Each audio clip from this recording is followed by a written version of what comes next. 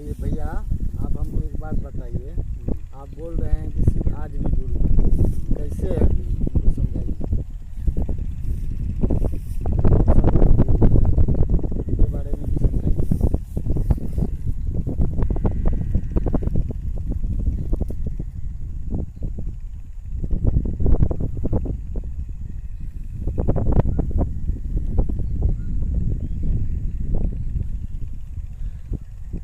देखिए, सबसे पहले हमको आपको यह समझना होगा कि हम बोल क्या रहे हैं। ठीक है, जैसे भी आप बोले कि शिव आज भी गुरु है, कैसे है। ठीक है, शब्द क्या कह रहे हैं कि शिव आज भी गुरु है। तो है मतलब है ना, था मतलब खत्म हो गया, उसका अस्तित्व खत्म हो गया। ठीक है ना। उदाहरण के तौर पर समझिए आप कि कोई अब ये कह दे आपको कि यहाँ पर आग है। कोई अगर कह दे आपको कि यहाँ पर आग है, आप इसमें हाथ दीजिए, उंगली दीजिए ऐसे करके, तो हमको आपको पता है कि आग है इसमें, तो उंगली देंगे तो जल जाएंगे ना। अब कोई कहे कि आग था और है में अंतर है ना, है ना। तो है का अर्थ है कि उसका गुण अभी भी है, इसीलिए उसके बारे में कहा जाता है कि शिव आज भी गुरु है। जैसे मान लीजिए भगवान राम के ले लीजिए आप। भगवान राम के बारे में आप जानते हैं कि उसका जन्म कब हुआ है। उसका जन्मदिन मनाते हैं ना आप। भगवान कृष्ण, उसका भी जन्मदिन मनाते हैं, जन्माष्टमी मनाते हैं आप। हनुमान जी को मनाते हैं आप। हर किसी के बारे में हमको आपको पता है कि उसका जन्म हुआ है, उसका जन्मदिन भी मनाते हैं।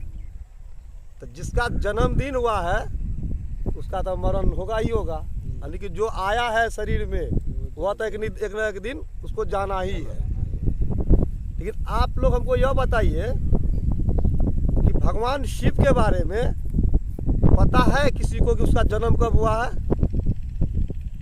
आपको ही पता नहीं है, हमको ही पता नहीं है, ना हमारे बाप दादा किसी को पता नहीं है कि शिव का जन्म कब हुआ है। हम लोग भगवान शिव का एक ही दिन मनाते हैं साल में। क्या मनाते हैं? महाशिवरात्रि। महाशिवरात्रि मनाते हैं, जो उसका विवाह का दिन है। न तो जन्मदिन मनाते हैं न तो मरण दिन मनाते हैं, क्योंकि हमको आपको पता ही नहीं है कि वह भगवान शिव का जन्म कब हुआ है। इसीलिए हम लोग उसका क्या है, विवाह का दिन मनाते हैं, महाशिवरात्रि मनाते हैं। तो जो शरीर में आया ही नहीं तो वह खत्म होगा नहीं होगा। अब हम चलते हैं उस ओर। भगवान शिव के बारे में कहा गया है कि वह सूक्ष्माति सूक्ष्म परम चेतन आत्मा, जो प्रत्येक मनुष्य के अंतर आत्मा में काम कर रहा है। सूक्ष्माति सूक्ष्म परम चेतन आत्मा जो हमारे आपके शरीर में काम कर रहा है, कहा गया परम चेतन आत्मा ही वही शिव है, जो सूक्ष्म के रूप में हमारे आपके अंदर में काम कर रहा है। सांस ले रहे हैं, जिंदा है, सांस छोड़ेंगे फिर आएगा कि नहीं आएगा पता नहीं है। उसी के बारे में कहा गया है कि वह सूक्ष्माति सूक्ष्म परम चेतन आत्मा है, वही शिव है।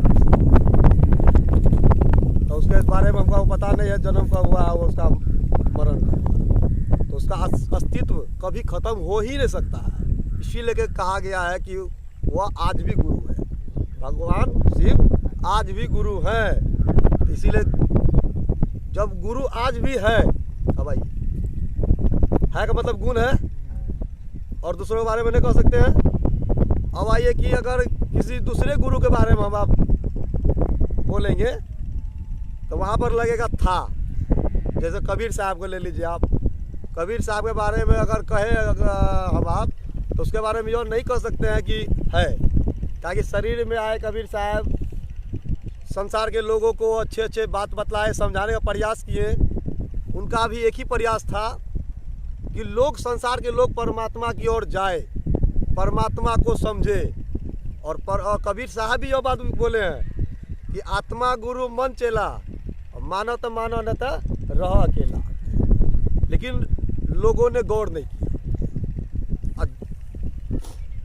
कबीर साहब के जो शिष्य हुए उनके द्वारा जो दीक्षा लिया गया, वहाँ भी उनके भी शिष्य कबीर साहब की बात को समझ में नहीं उतार सके कि कह क्या रहे हैं। आत्मा गुरु मन चेला, अब मानो तो मानो न तो रह अकेला। तो कहने का अर्थ है कि वही शिव के बारे में न कह रहे कबीर साहब भी कि गुरु कौन है हमारा, आपका आत्मा, और आत्मा क्या है, वही परमात्मा शिव जिसके बारे में हम आप कहते हैं। तो कहने का मतलब है कि था मतलब जो वह खत्म हो गया, और जो है उसके बारे में कहा जाता है कि आज भी गुरु है। तो इसीलिए कहा जाता है कि उनसे बड़ा कौन गुरु होगा। सभी आज तक जितने भी गुरु आए हैं हमारे आपके बीच में, तो सभी ने तो एक ही बात कहा है कि वही परमात्मा गुरु है, उनसे बड़ा कोई गुरु हो ही नहीं सकता। और जितने भी सदगुरु हुए हैं, जो सदगुरु के रूप में हुए हैं हमारे आपके बीच में, उनका एक ही प्रयास है, प्रयास था पहले भी, कि मनुष्य को जो है ना वह ईश्वर से जोड़ने का काम करना, अपने से जोड़ने का काम नहीं। आज यह कलयुग में हमारे साहब हरिंदर भैया के द्वारा जो यह बात चला कि शिव गुरु है, उनको अपना गुरु बनाइए। आज साहेब के भी मन मस्तिष्क में एक ही ख्याल, एक ही विचार है कि परमात्मा शिव को लोग अपना गुरु समझे, उसको अपना गुरु बना ले। जिस परमात्मा शिव को लोग मंदिर में शिवलिंग में देखते हैं, शिवलिंग में पूजा करते हैं, उसको अपना मन मस्तिष्क से उतार करके ये दिल में बसा ले, ऐसा रिश्ता उससे जोड़ ले। वही बात साहब भी कर रहे हैं। लेकिन यहाँ क्या हुआ कि शिव शिष्टता में क्या है कि यहाँ पर आसान है, तरीका आसान है। और जगह क्या था, वहाँ भी शर्त था, बंधन था, जिसमें हम मनुष्य, संसार के मनुष्य, वह बंधन के तहत हम आप नहीं चल सकते। दिक्कत है। आज मान लीजिए संसार में कोई मछली मार करके अपना बच्चे का भोजन का व्यवस्था करता है, परिवार का भोजन का व्यवस्था करता है, बच्चा का भोजन का व्यवस्था करता है। मान लीजिए अगर वह परमात्मा कह दे कि हम मछली मारने वाला गुरु नहीं होंगे, तो परमात्मा का पद चलेगा? नहीं चलेगा। तो यहाँ तो परमात्मा तो सबका गुरु है ना। कहीं संसार के में तरह तरह भिन्न भिन्न तरह के लोग हैं, भिन्न भिन्न भाव के लोग हैं, भिन्न भिन्न भाषा बोलने के लोग हैं। तो सबका तो उस परमात्मा का ही है ना। इसीलिए यहाँ पर कोई शर्त नहीं है, कोई बंधन नहीं है, कोई वर्जना नहीं है। कहा गया है कि आप जैसे भी हैं, आप भगवान शिव को अपना गुरु मान सकते हैं, क्योंकि वह परमात्मा, साक्षात परमात्मा है। और वो में क्या था, वहाँ पर बंधन था। आपको बंधन में बांध करके फिर आपको दीक्षा दिया जाता था, मंत्र दिया जाता था कि आप यह मंत्र को जो है ना जपने का प्रयास कीजिए। जहाँ पर क्या था कि हमारे आपके बस में की बात वह नहीं है। आपको कह दिया कि आप मांस न खाइए, मछली न खाइए, ये न खाइए, वो न खाइए, न आपसे छूटेगा, न आप स्कूल में, न वैसे गुरु के पास आप जा पाएंगे। आज आप मान लीजिए कपड़ा पहने हैं आप, यह कपड़ा अगर गंदा हो जाए, आप जाइएगा धोबी के पास देने के लिए कि लीजिए इसको धो दीजिएगा। आप अगर धोबी अगर कह दे आपको कि इसको धो करके लाइए तब हम धोएंगे, तो देने के लिए जाइएगा? नहीं। हम आप अपने बच्चे को अगर स्कूल में जाए नाम लिखाने के लिए, स्कूल में मास्टर कह के जाइए ना, थोड़ा सा घरे में पढ़ा दीजिएगा, इसके बाद आइएगा तब हम नाम लिखेंगे स्कूल में, तो क्या करेंगे वैसे मास्टर के पास? भाई साहब, आज के परिवेश में हमको आपको ऐसा गुरु चाहिए कि हम आप जो भी स्थिति में है, जैसे भी स्थिति में है, वह हमको आपको अपने पास बुला करके, बैठा करके समझाने का प्रयास करे, और समझा करके हमको आपको वह ईश्वर से जोड़ दे। हमारे आपके अंदर में जो कचरा ज्ञान है, जो जिसको कचरा बात हम लोग समझते हैं धरती के लोग, वह बात को ख़त्म करके अच्छाई हमारे आपके अंदर में डाल दे। हमको आपको ऐसे गुरु चाहिए ना। तो संसार में हमको आपको ऐसे गुरु मिल सकता है? आसान नहीं है, ताकि शर्त में, बंधन में हम रह नहीं सकते हैं।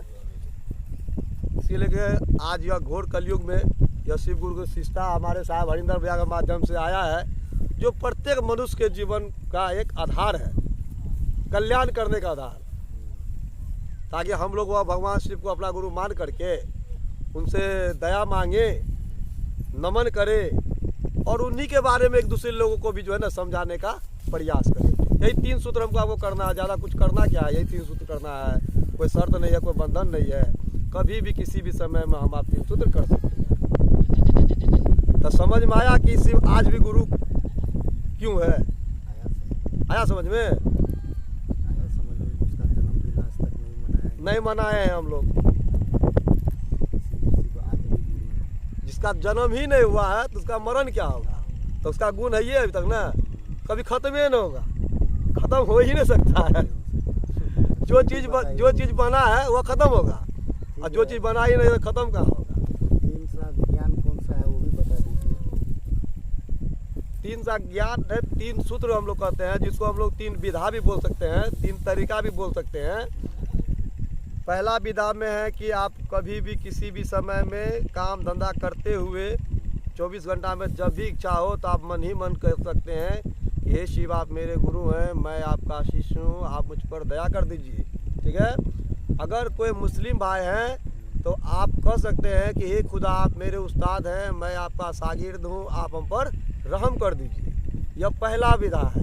ठीक है। दूसरा विधा है कि एक दूसरे लोगों से गप करना, यानी कि दूसरे लोगों को भी समझाने का प्रयास हमको आपको यह करना है कि भगवान शिव को हमने गुरु बनाया है अपना, और आप भी उसको अपना गुरु बना सकते हैं। और वह अगर मानने के लिए तैयार हो रहा है तो उसको जो है आप जो दया मांगते हैं कि हे शिव आप मेरे गुरु हैं, मैं आपका शिष्य हूँ, आप मुझ पर दया कर दीजिए, यही बतवा जो है आप उसको भी समझाने का प्रयास कीजिए। ये हो गया आपका दूसरा सूत्र। तीसरा सूत्र में है कि अपने गुरु को प्रणाम निवेदित करना। नमः शिवाय के मंत्र से आप मन ही मन अपने गुरु को प्रणाम कर सकते हैं। 108 बार हो सके तो 108 बार कर लीजिए, नहीं तो टुकड़े टुकड़े में भी आप नमः शिवाय से प्रणाम कर सकते हैं जब भी इच्छा हो।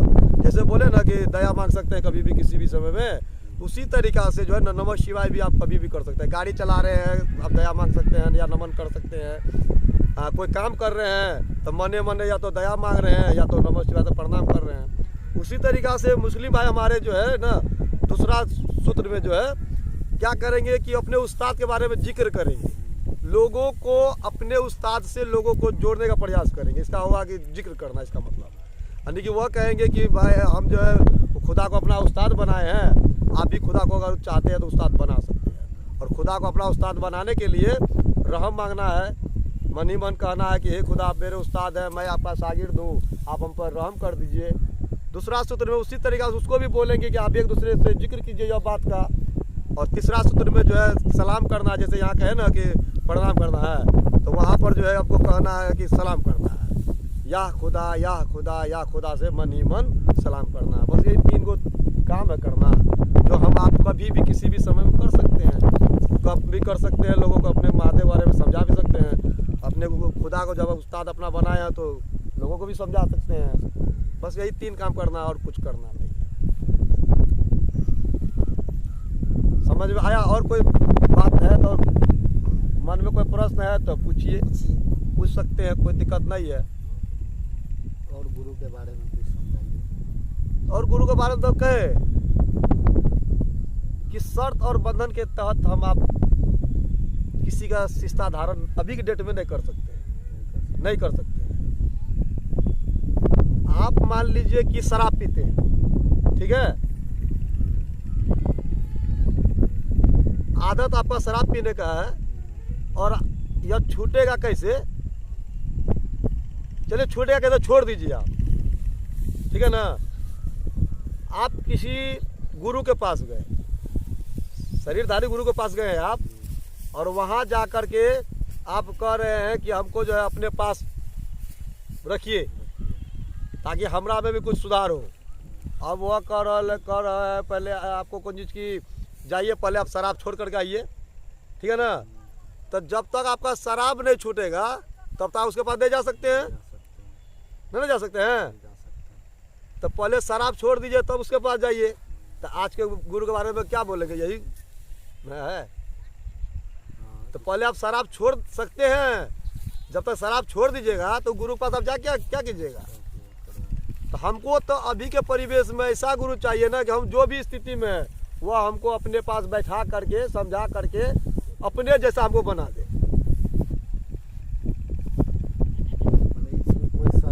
कोई शर्त नहीं है, कोई बंधन नहीं है, कोई वर्जना नहीं है। आप जैसे हैं, जो भी हालत में हैं, आप भगवान शिव को अपना गुरु मान सकते हैं, वह खुदा को अपना उस्ताद मान सकते हैं। बस